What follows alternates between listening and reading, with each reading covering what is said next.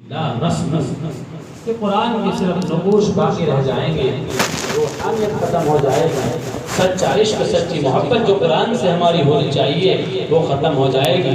وہ ہو رہا ہے، بارہا آپ دیکھتے ہیں ائمہ کے ساتھ بدتمیزی، علماء کے ساتھ بدتمیزی، کوئی بھی آدھا امام صاحب کچھ بھی آگے کھڑا کر دیتا ہے، کچھ بھی کہہ دیتا ہے۔ میں ابھی ہمارے ساتھی اور میرے رفیق سفر دو حضرات یہاں موجود ہیں، ہمارے بھائی محمد عمران صاحب قریشی تشریف رکھتے ہیں اور بھائی محمد حسن صاحب اکثر و بیشتر سفر میں بھی ساتھ رہتے ہیں، جہاں میرا پروگرام رہتا ہے وہاں بھی ساتھ رہتے ہیں۔ اللہ نے بیچاروں کو جزائے خیر عطا فرمائے، اللہ ان کی محبت کا ان کو بہترین صلہ عطا فرمائے۔ ان کی طبیعت ٹھیک نہیں لیکن پھر بھی وہ آ کر کے بیٹھ گئے محبت میں اللہ اور اس کے رسول کی باتیں سننے کے لیے۔ اللہ کی قسم ایسے ہی لوگوں کی وجہ سے اللہ سب کا بیٹھنا اور سب کا کہنا سننا قبول کر لیتا ہے۔ تو میں نے ان کو راستے میں سفر میں یہ بات کہی کہ آج امام کے اوپر انگلی اٹھتی ہے، علماء کے اوپر انگلی اٹھتی ہے، فلاں عالم ایسے کر رہا ہے، ہمارا امام ایسے کر رہا ہے، نماز ایسی پڑھا رہا ہے، چھٹی ایسی زیادہ کر رہا ہے۔ چھوٹی چھوٹی سی باتوں پر امام کو باتیں سنائی جاتی ہیں اور استعفا کر کے گھر بھیجا جاتا ہے۔ بچے اس کے 2 ہیں 4 ہیں 10 ہیں، بھوکے مر رہے ہیں چھکے مر رہے ہیں، اس سے مطلب نہیں ہے، اپنا کام کیا، مسجد کے ذمہ دار متولی نے گھر بھیج دیا۔ وہ سوچا کرو جس گدی پر وہ کھڑے ہوئے ہیں اس گدی کا خیال کیا کرو، وہ کائنات کے سردار کی گدی ہے، وہ محمد عربی کی گدی ہے۔ میں یہ کہہ رہا تھا ان حضرات سے کہ اگر نماز پڑھانے والا شرابی ہو، زانی ہو، عاصی ہو، سودی کاروبار کرتا ہو، تب بھی متولی کو یا مسجد کے مقتدیوں کو اس کو برا کہنے کا حق نہیں۔ اور تم اس نظر سے دیکھو کہ یہ نبی کا غلام ہے، یہ نبی کی گدی پر کھڑا ہونے والا ہے، نبی کا ممبر و محراب سنبھالنے والا ہے، مجھے اسے غلط کہنے کا حق نہیں۔ اگر یہ شراب پی رہا ہے اس کی سزا اس کو خدا دے گا، اگر یہ زنا کر رہا ہے اس کی سزا اس کو خدا دے گا، اگر یہ سودی کاروبار کر رہا ہے اس کی سزا اس کو خدا دے گا۔ تو کون ہوگا اس کو برا کہنے والا؟ اس لفظ کی قدر کر جو اس کے سینے میں بسا ہوا ہے، اس کلام کی قدر کر جو اس کے سینے میں محفوظ ہے، جس کے ایک حرف کے پڑھنے پر اللہ کے دربار میں انسان کے نامہ اعمال میں 10 نیکیاں لکھ لی جاتی ہیں۔ اس لفظ کی قدر کر، اگر تیرے دل میں قرآن کی محبت ہوتی، صاحب قرآن کی محبت ہوتی تو اس کے ساتھ بدتمیزی نہ کرتا، تو اس کے ساتھ بد تہذیبی سے پیش نہ آتا، تو اس کو اپنے سر پہ رکھتا۔ تیرے گھر میں کوئی اچھی چیز بنتی تو امام کو یاد کر لیتا، امام بھی میرا گھر کا اور میرے خاندان کا ایک فرد ہے جو گھر میں اچھی چیز بنی ہے، چلو امام صاحب کو بھی یاد کرتا ہوں۔ عید کے موقع پر ایک دوسرے کے یہاں ہم شیرنی بھیجتے ہیں، شیر بھیجتے ہیں، پکوڑی بھیجتے ہیں، ہدیہ بھیجتے ہیں، امام کو ہم بھول جاتے ہیں۔ امام کو اپنے گھر کا ایک فرد سمجھو، اور امام یہ سمجھے کہ سب محلے والے میرے بھائی بند ہیں، یہاں رہنے والی سب میری مائیں اور بہنیں ہیں، میری بچیاں ہیں، اور یہ سب میرے بڑے چھوٹے میرے خاندان کے لوگ ہیں۔ امام یہ سمجھے اور مقتدی یہ سمجھے۔ غلط کام اگر وہ کر رہا ہے آپ اسے آرام سے بٹھا کر ادب کے لہجے میں اتنی بات کہہ سکتے ہیں، امام صاحب ویسے تو میں کہنے کی جرات نہیں کرتا، آپ بڑے ہیں، آپ نبی کے نبی ہیں، آپ مصلی سنبھالنے والے ہیں، لیکن میرے سامنے یہ بات آئی ہے، اگر ایسا ہے امام صاحب تو اس کو درست کرنے کی فکر کر لی جائے، ادب کے لہجے میں تنہائی میں اس کو بتا دی جائے، کیونکہ یہ حدیث نے سبق دیا ہے المؤمن مرآت المؤمن، کہ مسلمان کا آئینہ ہے۔ کیا مطلب ہے؟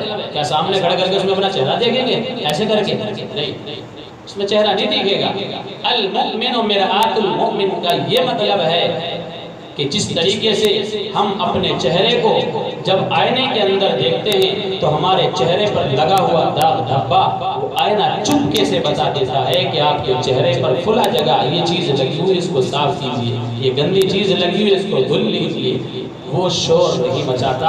اس طریقے سے مومن کے لیے سبق ہے کہ وہ شور نہ مچائے، ذلیل نہ کرے، سب کے سامنے اس کی غیبت نہ کرے اور اس کو جو ہے ذلیل نہ کرے، بلکہ اس کے عیب کو، اس کی بات کو تنہائی میں بیٹھ کر آرام سے اس کو بتلا دیا جائے۔ اگر وہ بات واقعی غلط ہے ورنہ تو ہمیں کہنے کا حق نہیں۔ تو دوسری بات اللہ کے نبی نے ارشاد فرمائی لا یبقى من القرآن الا رسم، اللہ تعالی ہم سب کو قرآن سے سچی محبت اور صاحب قرآن سے بھی سچی محبت عطا فرمائے۔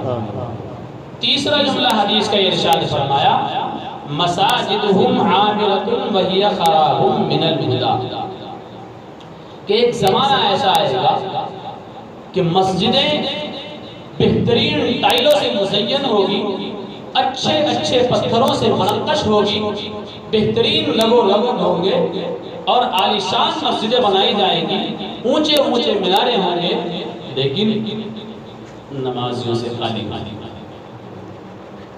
روحانیت سے خالی خالی۔ مسجد میں نماز پڑھیں گے، نماز میں دل نہیں لگے گا، ذہن کہیں اور ہوگا، دل کہیں اور ہوگا۔ مسجد میں بیٹھ کے قرآن کی تلاوت کرنا چاہیں گے، بھاگنے کو طبیعت چاہے گی، مسجد ویران ہو جائیں گی، نمازوں سے ویران ہوگی اور مسجد روحانیت سے خالی خالی۔ مساجدہم عامرۃ وہی خراب من الہدی، تین جملے اللہ کے نبی محمد عربی نے ارشاد فرمائے۔ کیا یہ تینوں باتیں دیکھنے کو آج کے وقت میں مل رہی ہیں؟ نہیں مل رہی؟ دیکھ رہے ہیں ہم سنزاد اپنی آنکھوں سے، کتنے پرخطر دور سے ہم گزر رہے ہیں، کیسے حالات اس وقت بنے ہوئے ہیں۔ ہم سب حضرات کو اچھی طرح علم ہے، کچھ بھی ہوتا ہے منٹوں میں گھنٹوں میں وہ خبر ساری دنیا میں پھیل جاتی ہے۔ یوٹیوب کا زمانہ ہے، انٹرنیٹ کا زمانہ ہے، ہمیں سب خبر ہے دنیا میں کیا ہو رہا ہے، مسلمانوں کے لیے کیا ہو رہا ہے، غیر ایمان والوں کے لیے کیا ہو رہا ہے، سب کچھ ہم دیکھ رہے ہیں اور حالات ہمیں دستک دے رہے ہیں کہ تمہارے بچاؤ کی ایک ہی شکل ہے، مسلمانوں حقیقی مسلمان بن جاؤ۔ صحابہ کے پاس کیا تھا؟ تاریخ تو ہم سنتے ہوئے آ رہے ہیں کہ 313 تھے، ادھر 1000 تھے، 313 کو غلبہ ہوا تھا، کامیابی ملی تھی، لیکن کیسے ملی تھی، کیوں ملی تھی؟ کبھی اس بات کو بھی سینے میں جگہ دی؟ اس لیے ملی تھی قرآن کو انہوں نے مضبوطی سے تھاما تھا، قرآن کو انہوں نے سینوں سے لگایا تھا، اس لیے انہیں کامیابی ملی تھی۔ اس لیے اور دنیا میں اپنا راج کر کے گئے ہیں، اپنا لوہا منوا کے گئے ہیں، اور ان کے لیے اللہ کی طرف سے خوشخبری رضی اللہ عنہ ورضوا عنہ کا مسئلہ سنایا جا رہا ہے۔ آج بھی اگر ہم مذہب اسلام سے سچا عشق کر کے مذہب اسلام کی تعلیمات پر عمل کریں گے، قرآن کو اپنے سینے سے لگائیں گے، مساجد کو ہم آباد کریں گے، یہ ایک سیزن شروع ہونے والا ہے، نیکیوں کا سیزن شروع ہونے والا ہے۔ شعبان کا مہینہ چل رہا ہے، اللہ کے نبی اس مہینے میں بے انتہا عبادت میں اپنا ذوق شوق اور ہر اعتبار سے عبادت کو بڑھا دیا کرتے ہیں۔ شعبان کے مہینے میں اللہ کے نبی پورے مہینے کے روزے رکھا کرتے ہیں، 28 اور 29 تاریخ کو چھوڑ کر کے اللہ کے نبی روزے رکھا کرتے ہیں۔ ایک مہینہ پہلے سے ہی استقبال کیا جاتا تھا رمضان کا۔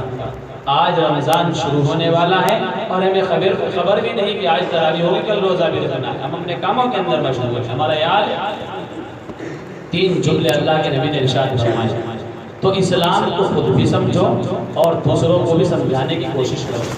میں آج وہاں بیان میں یہ بات کہہ رہا تھا کہ اگر یہاں بیٹھنے والوں کو، آپ تو بہت کم ہیں، 150 لوگ ہیں، اگر ہزاروں کے مجمع میں خطاب کر کے اور آواز دے کر یہ پوچھا جائے کہ تم سب مسلمان ہو، مذہب اسلام سے تعلق رکھتے ہو، تمہارا دھرم اسلام ہے، ذرا 5 منٹ اسلام کی حقانیت کو بیان کرو، اسلام کی اچھائیوں کو بیان کرو، اسلام کیسا مذہب ہے، اسلام کیا سکھاتا ہے، اسلام کیا چاہتا ہے، اسلام کا کیا درس ہے، اسلام کا کیا سبق ہے۔ 5 منٹ آپ میں سے مجھ میں سے کوئی کھڑا ہو کر کے یہ بیان نہیں کر سکتا کہ مذہب اسلام کیا ہے۔ تو کہے کہ مسلمان ہیں، کس چیز کا ہمارے سینوں کے اندر ایمان ہے، جس مذہب سے ہم تعلق رکھتے ہیں، جس مذہب کو ہم مانتے ہیں، اس کے بارے میں ہم دوسرے کو اس کا تعارف نہ کرا سکے۔ کوئی پوچھے تمہارا دھرم اسلام ہے، کیا ہے اسلام؟ کیا بتاؤ؟ اسلام سکھاتا ہے کہ اگر تمہارے پڑوس میں تمہارا کوئی غیر ایمان والا بھائی رہتا ہو، پہلے اس کے کھانے کی فکر کرو، اپنے بچوں کو بعد میں دیکھو۔ اسلام سکھاتا ہے تمہارے پڑوس میں رہنے والا اگر کوئی کپڑے سے عاری ہے، اس کے پاس کپڑا پہننے کے لیے نہیں ہے، اس کے کپڑے کا انتظام کرو۔ تمہارے پڑوس میں رہنے والا اگر اس کی چھت چھوٹی ہوئی ہے، رات کو ٹپکتی ہے، اس کے بچے بیٹھ کر کے زندگی اور اپنا وقت گزار رہے ہیں، پہلے اس کی چھت کا انتظام کرو۔ اور ایئر کنڈیشن روموں میں سونے والوں اور اونچی اونچی بلڈنگیں بنانے والوں اور اپنے ٹائل اور پتھر پر روپیہ اور نقدی کو لگانے والوں، غریبوں کی فکر کرو، پڑوسیوں کی فکر کرو۔ جہاں مذہب اسلام نے یوں کہا ہے کہ تم اپنے پڑوسی کو دیکھو، اپنے پاس میں بسنے والے انسان کو دیکھو، وہ بھوکا ہے یا چھکا ہے، وہ ننگا ہے یا اس کے پاس کپڑے ہیں، اس کے پاس چھت ہے یا بغیر چھت کے وہ زندگی گزار رہا ہے، وہاں مذہب اسلام نے درس بھی دیا ہے کہ وہ تمہارا پڑوسی مسلمان ہو یا غیر مسلمان، ہندو ہو یا مسلم، مذہب اسلام نے یہ نہیں سکھایا کہ سب سے پہلے یہ دیکھو تمہارا پڑوسی مسلمان ہے یا نہیں، یہ نہیں سکھایا۔ وہ کوئی سے بھی دھرم سے تعلق رکھتا ہو، وہ میرا پڑوسی ہے، وہ چاہے غیر ایمان والا ہو، چاہے وہ ہمارا ہندو بھائی ہو، بطنی بھائی ہو، چاہے وہ سکھ ہو، چاہے وہ عیسائی ہو، پڑوسی ہونے کے ناطے سے اس کا میرے اوپر حق ہے کہ اس کو میری ذات سے تکلیف نہ پہنچے، جس طرح سے بھی ہو سکتا ہے میں اس کو راحت پہنچانے کا کام کروں۔ مذہب اسلام تو محبت کا پیغام دیتا ہے، مذہب اسلام تو امن کا پیغام دیتا ہے، مذہب اسلام تو سراسر اور سراپا سکون اور اطمینان اور محبت کا نام ہے۔ ہم نے مذہب اسلام کو کیا سمجھا؟ ہم خود نہیں سمجھے، ہم دوسروں کو کیا سمجھائیں گے؟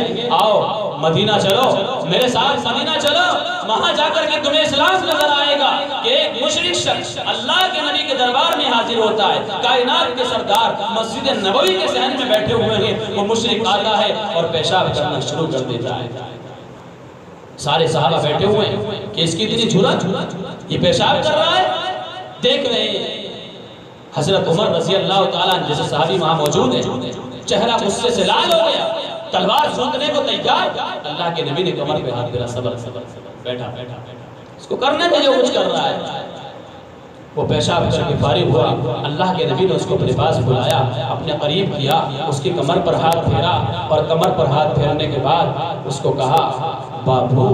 ہماری زبان میں جملہ بولا جاتا ہے بابو، محبت کا لفظ ہے کہ اللہ کا گھر ہے، یہ خدا کا گھر ہے، یہ پاکیزہ اور مقدس جگہ ہے، یہ نماز پڑھنے کی جگہ ہے، یہ پوتر استھان ہے، یہاں اس طریقے سے حرکت کرنا یہ زیبا اور مناسب نہیں ہے۔ آپ کا نام کیا ہے؟ آپ کون سے خاندان سے تعلق رکھتے ہیں؟ آپ کہاں سے آئے؟ پورا تعارف پوچھا اور کہا کہ آپ کے پاس جانے کے لیے کوئی سواری کا انتظام ہے کہ نہیں؟ اللہ کے نبی نے ایک صحابی کو حکم دیا کہ اس کی سواری کا انتظام کیا جائے اور اس کو ایک سواری ہدیہ کر دیا جائے، غالباً گھوڑا یا اونٹ اس کو ہدیہ کر دیا گیا۔ اور وہ انسان جس نے جرأت کی، اتنی بڑی حرکت کی، صحابہ کی موجودگی میں مسجد میں بیٹھ کر کے پیشاب کیا، آج میں ان لوگوں تک یہ بات پہنچانا چاہتا ہوں کہ اگر آج ایک بچہ مندر کے اندر جا کر کے پانی پیتا ہے تو اس کی پٹائی کی جاتی ہے، اور جس نبی کے ہم غلام ہیں، جس نبی کے ہم امتی ہیں، جس نبی کے ہم نام لیوا ہیں، اس نبی کا سبق سیکھو، مدینے میں جا کر کے پوچھو، اس نبی نے اس مشرک شخص کو قریب بلا کر کے اس حرکت کے اوپر مارا نہیں، پیٹا نہیں، ظلم نہیں کیا، بلکہ اس کو کہا کہ صحابی اس کو ایک سواری ہدیہ کر دو، اس کو اپنے خاندان میں جانے کی اجازت دے دو۔ اور وہ انسان سواری کے اوپر بیٹھتا ہے اور چیختا ہوا جاتا ہے، او میرے مامو، او میرے خالو، او میرے پھوپھا، تم کہاں ہو؟ مدینے کے اندر ایک ایسا شخص ہے، اس کے ایسے اخلاق ہیں، اس کی ایسی تہذیب ہے، اس کا ایسا تمدن ہے، اس کا ایسا طریقہ ہے، اس کو دیکھو کہ میں نے یہ حرکت کی اور اس نے مجھے گھوڑا ہدیہ کر دیا۔ تاریخ کی کتابوں کے اندر لکھا ہے، مولانا راشد صاحب یہاں بیٹھے ہوئے ہیں، تاریخ کی کتابوں کے اندر یہ بات لکھی ہے کہ اللہ کے نبی محمد عربی کائنات کے سردار، میرے اور آپ کے آقا تاجدار مدینہ صلی اللہ علیہ وسلم کے اس اخلاق پر 702 اسلام کے اندر داخل ہوئے، ایسے پھیلا ہے۔ میں اور آپ کیا جانتے ہیں اسلام کو؟ ایسے پھیلا ہے اسلام، تلوار سے نہیں پھیلا، جبرن نہیں پھیلا،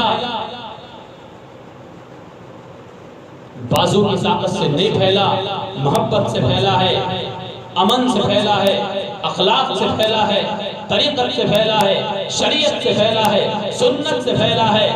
مذہب اسلام زور سے نہیں پھیلا ہے، تلوار کے زور سے نہیں پھیلا ہے، 702 اسلام کے اندر داخل ہوئے۔ یہ مذہب اسلام کا پیغام ہے، اور تم نے کہاں سے سیکھ لیا کہ اینٹ کا جواب پتھر سے دینا ہے؟ قرآن تو کہہ رہا ہے وَإِنْ عَاقَبْتُمْ فَعَاقِبُوا بِمِثْلِ مَا عُوقِبْتُمْ بِهِ وَلَئِنْ صَبَرْتُمْ لَهُوَ خَيْرٌ لِلصَّابِرِينَ۔ قرآن تو تمہیں کہہ رہا ہے اگر تمہارے اوپر کسی نے ظلم کیا ہے، تم اتنا ہی اس کے ساتھ کر سکتے ہو جتنا اس نے تمہارے ساتھ کیا ہے، کر سکتے ہو۔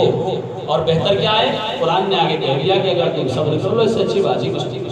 تمہارا صبر کرنا اس کے لیے سبق کا سامان بنے گا، اس کے لیے راحت کا سامان بنے گا۔ اخلاق کے ذریعے سے جو انسان دوسرے کو مار دیتا ہے اس کے اوپر ایک اچھی مار پڑتی ہے اور وہ اپنی زندگی کو دوسرے کے اوپر ڈال لیتا ہے۔ یہ قرآن نے سکھایا۔ ہم نے کیا سیکھ لیا کہ اینٹ کا جواب پتھر سے دینا ہے۔ صاحب اس نے میرے ساتھ بدتمیزی کی ہے، فلاں آدمی کے سامنے مجھے ذلیل کر دیا ہے، مجھے گالی دے دی، میں کیسے برداشت کر لوں؟ اور تجھے پتہ ہی نہیں کہ کائنات کے سردار نے تو مشرکوں کی باتوں کو برداشت کیا ہے، تجھے پتہ ہی نہیں کائنات کے سردار نے تو طائف کے میدان میں اوباش لڑکوں کی پٹائی کھا کر کے ان کے لیے رحمت کی دعائیں کی۔